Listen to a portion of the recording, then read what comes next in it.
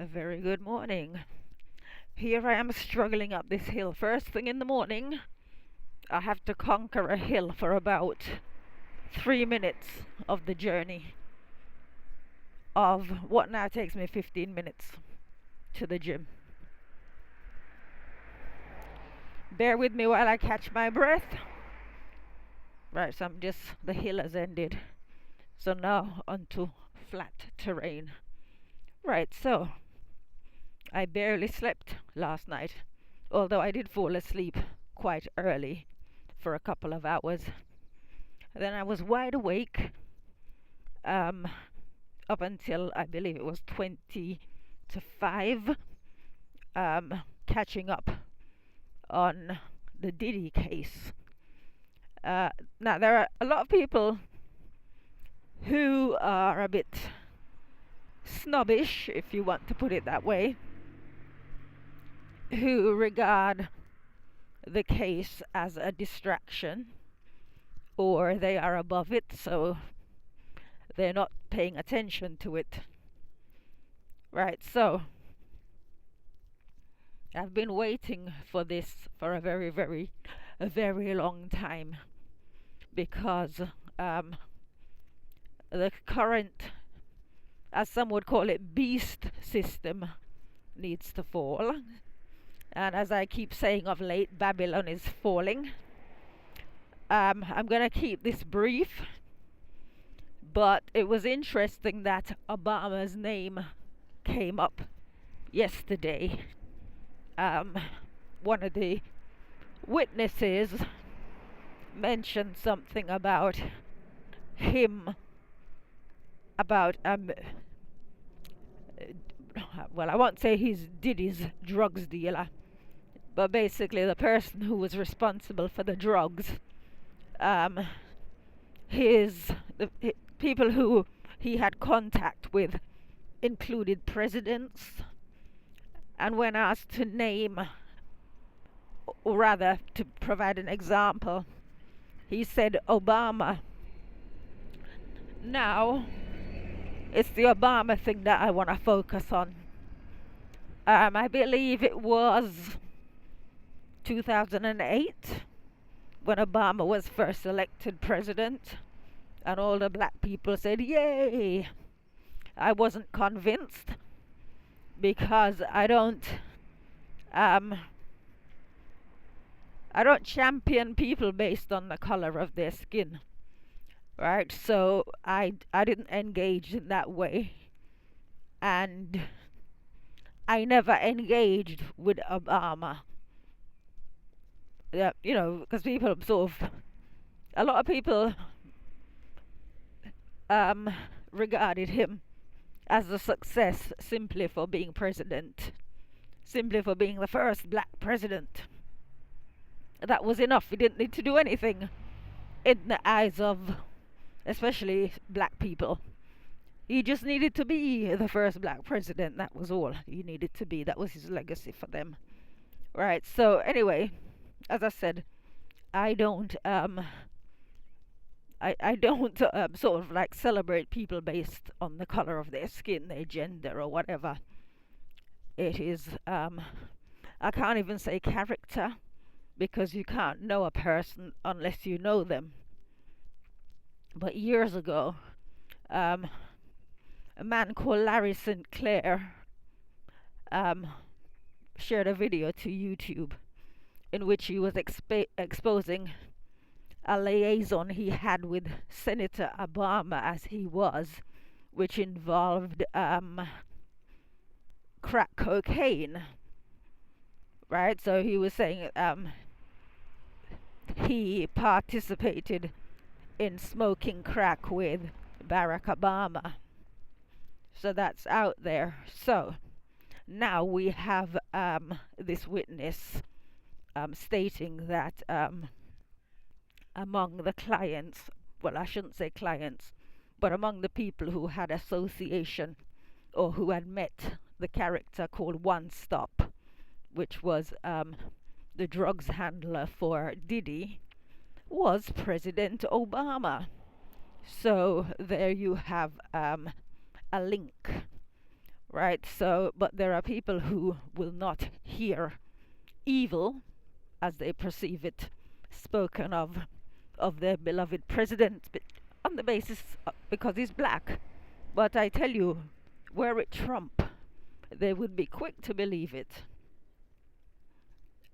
In fact, they wouldn't need to have any evidence. It would just need to be made mention. There wouldn't need to be someone swearing under oath that President Trump was one of Diddy's customers or was fraternizing with Diddy's drugs handler, right? That wouldn't need to come into play.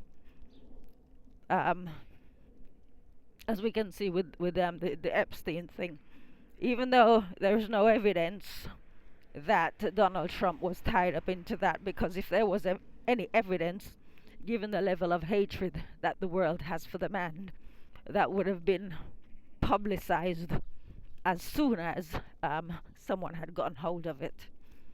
So it's just the bias that human beings have towards those who are like them and against those who are not like them. So the media put out that Donald Trump is a racist, and black people everywhere kind of jumped on that. And if you ask them to show you instances of Donald Trump's racism, they wouldn't be able to do that. Similarly, if you ask them to tell you what Barack Obama has ever done for black people, they would struggle to tell you. I don't think they would be able to tell you. I don't think he did anything for black people. Nevertheless, they would defend him to the end, to the very end. Right, so it's just that really. So I was up all night really studying what I would call the signs and the times, because in the end, spiritual wickedness in high places, note high places, must need to be exposed. Societies rise, civilizations rise, civilizations fall, and there's no reason why this Western society shouldn't fall, given the corrupt and wicked nature of those who are in control. Right, so that is something I look forward to, and so it is in my interest to stay on top of it. It's in my interest to stay awake all night if need be, and so I know what the enemy is up to, what deeds the enemy has committed, so I know basically what time of day it is. Pretty much like those who have invested in stocks and shares, they have a interest in the stock market, right? So I have an interest in what's going on in the world where we are governed by wicked people, if you want to call them that. Some people would call them entities.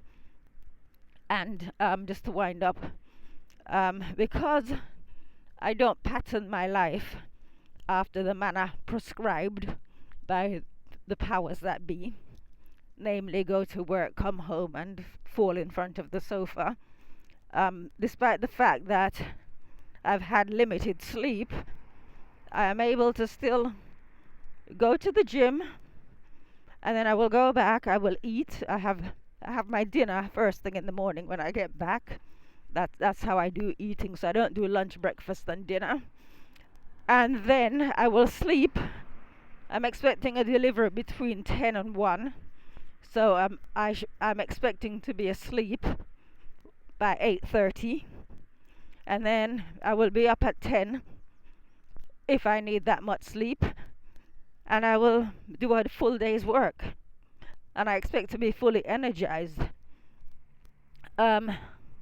There are people who will tell you they don't have time to exercise because they have to go to work, so they don't have time in the morning, and when they get home from work they're too tired.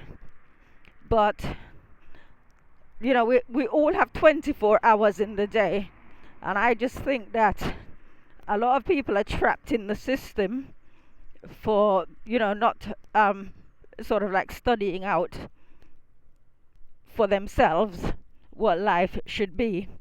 I say from time to time that I drew a conclusion while I was still a teenager at school that life has got to be more than being born, going to school, getting a job, retiring, and dying. So I didn't get engaged with that system. I endured a lot of criticism over the years, but as I've said in a lot of the videos, I've been looking after my sister now for 5 years, and it wouldn't have been possible. She would have been in a care home and most assuredly would have died had she been in the care home.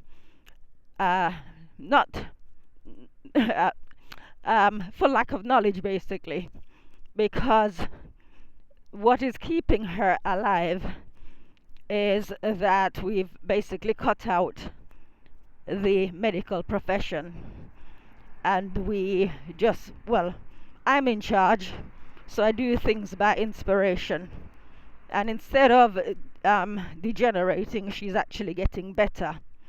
And she was expected to degenerate, but she's actually getting better. And I've had to sort of like banish certain people from being able to get in touch with her, because they believe in sickness and I believe in health. And I can be as tyrannical about the situation as I want, because I'm the only one in charge. I don't see anybody pitching up to assist. So therefore, my rules apply. And it's because I don't operate in the world as the world would have us operate, that she is getting better. Because the focus is on health as opposed to illness. So I'm not accommodating her at her level. I'm basically providing her with the things that she needs, and creating an environment of positivity, positive energy, so that all she has to focus on is not so much on her focusing on getting better, but she doesn't have any stress or any negative energy in her life. And this is as a consequence of not getting engaged in the world as we know it. But I think apparently there are some women saying that they would have endured what Cassie endured at the hands of Diddy for the money.